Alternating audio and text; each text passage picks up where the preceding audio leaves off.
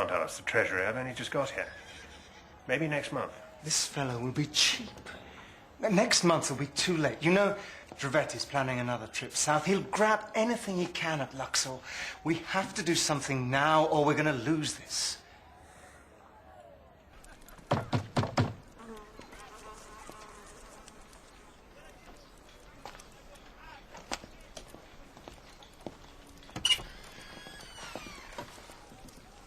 Mr. Belzoni. Mr. Burkhardt. May I come in? I wondered if I might have a word. About what? Lifting something. At present, it's lying in the sand in a temple at Thebes. These are some drawings I made the last time I was there. It's known as the head of Memnon. Why don't you go and get it yourself? I advise on the collection of antiquities, Mr. Belzoni. I wouldn't know how to move this. It looks big. Is it? About half as tall again as you.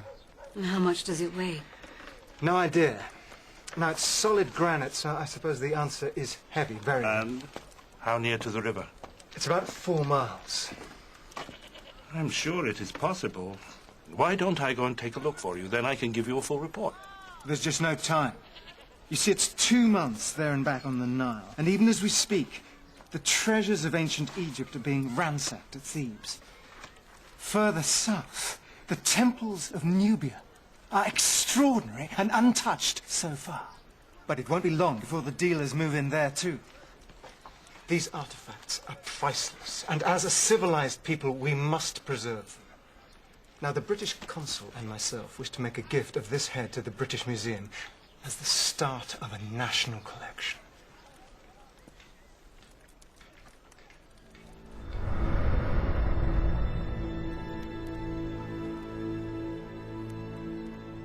At this time, no one knew that the so-called younger Memnon was actually the statue of Ramesses the Great, who lived and reigned over 3,000 years ago.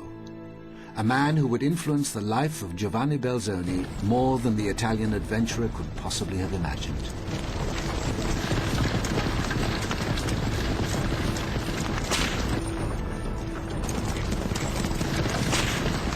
Like Belzoni, Ramesses had the instincts of a showman.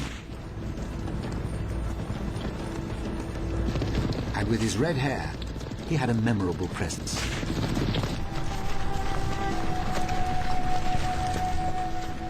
From the very moment of his father's death, Ramesses made a dramatic impact on Egypt.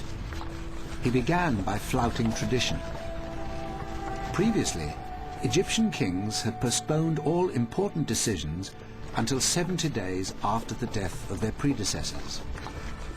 But barely had his father's body gone cold before Ramesses issued a string of decrees.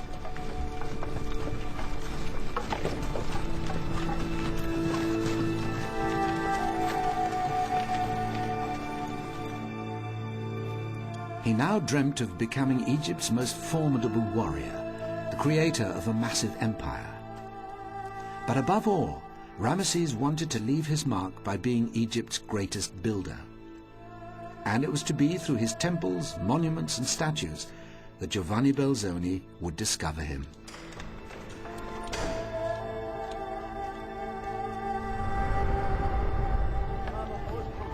Showman? Morning.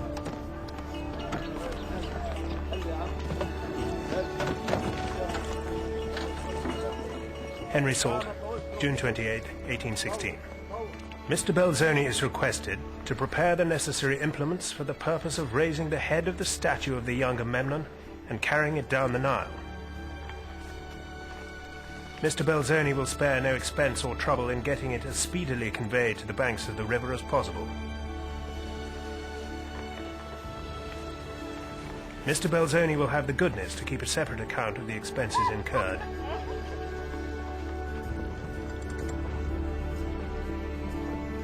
Belzoni's destination was on the Nile, 300 miles south of Cairo.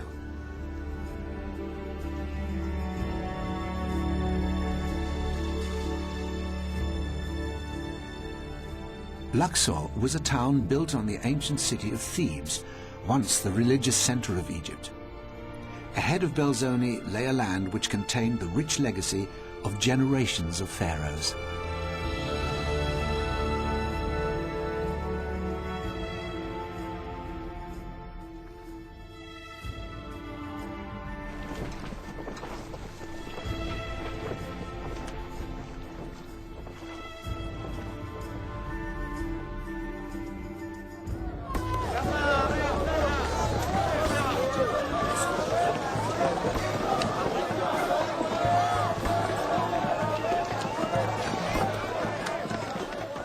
By the time Belzoni arrived in 1816, Luxor had the air of a town caught in the grip of a gold rush.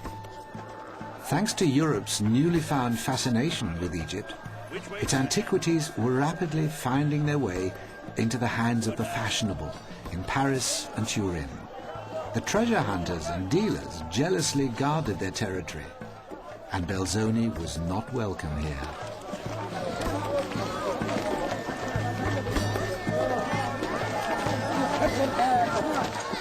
They said the head is in a temple across the river, in a place they call the City of the Dead, where the land turns to desert. That way, they said.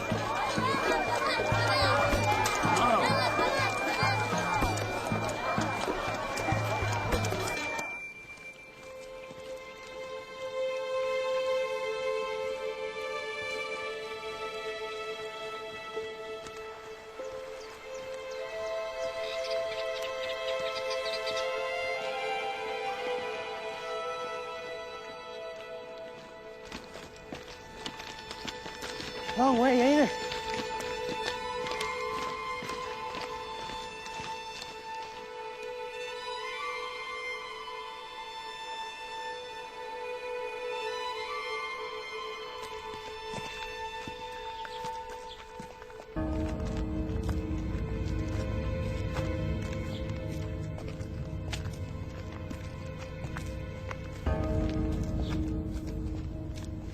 It appeared to me like entering a city of giants, who, after a long conflict, were all destroyed, leaving the ruins of their various temples as the only proof of their